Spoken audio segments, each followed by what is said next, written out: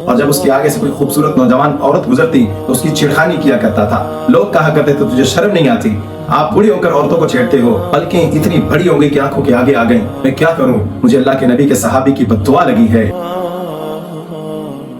مسجد کا امام ہونا بھی بڑا عجیب منصب ہے.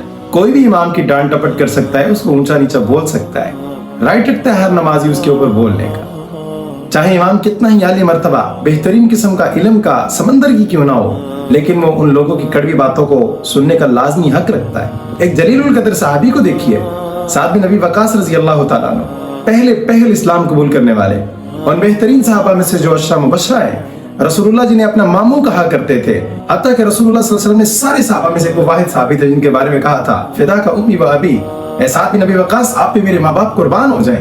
اللہ اکبر. ایسے جلیل القدر صحابی کہ جو اللہ کے نبی کے ساتھ سارے غزوات میں شریک ہوئے اور ان کے لیے قرآن کی آیات نازل ہوئی, اور ایسا زہد و تقویٰ تھا کہ کسی مسلمان کے لیے دل میں ذرا سی بھی آر اور نفرت نہیں اور بغض نہیں رکھتے تھے. لیکن جب کوفہ کی طرف مصلح امامت پر فائز ہوئے, ان کوفہ والوں نے جناب عمر کو یہ خط لکھا کہ آپ نے جو سعد بن ابی وقاص کو بھیجا ہے وہ امامت ٹھیک نہیں کرواتے. جناب عمر نے تحقیق کے لیے 2 صحابہ کو بھیجا. وہاں پہ تحقیق کرتے کرتے کوفہ کی ساری مساجد سے پتہ چلا کہ وہ بہترین اور خوبصورت قسم کے امام ہیں اور کمال کے امام ہیں اور بڑے علم والے ہیں. لیکن قبیلہ ابس کی ایک مسجد میں جب پہنچے تو وہاں سے صرف ایک شخص نے اعتراض کیا کہ آپ کی امامت درست نہیں ہے. تو اس وجہ پر آپ کو وہ چاہتا تھا کہ آپ کو معزول کر دیا جائے آپ کے عہدے سے, آپ کو معزول بھی کر دیا گیا. لیکن ضروری بات ہے وہ سمجھنے والی یہ ہے, دیکھیے اپنی انا کی تسکین کے لیے اللہ کے خوف سے دور نہ ہو جانا, اللہ کا ڈر اپنے دل میں رکھنا, انا کی تسکین کے لیے کسی کے ساتھ ایسی بدسلوکی نہ کرنا.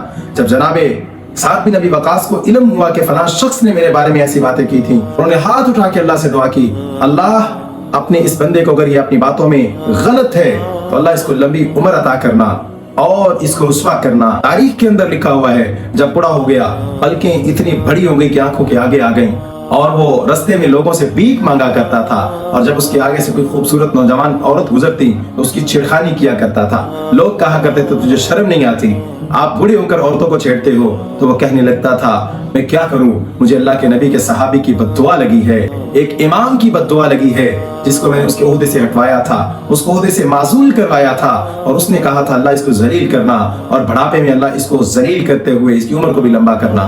لوگوں میں کیا کروں, مجھے اس کی بد دعا لگی ہے. یہ بہت ہی اہم اشارہ ہے اس بات کی طرف. میرے بھائیوں, اپنی انا کی تسکین کے لیے یاد رکھیے گا کہیں کسی کی زندگی میں ایسی اذیت نہ لے آئیے گا.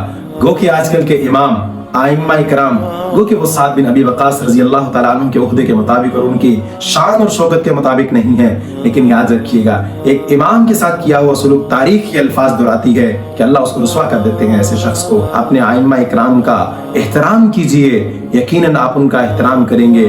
وہ مسجدوں کے محافظ ہوتے ہیں, آپ لوگوں کے لیے وہ وہاں کھڑے ہوتے ہیں, دروازے کھولتے ہیں اس وقت بھی جب کوئی نمازی نہیں آتا.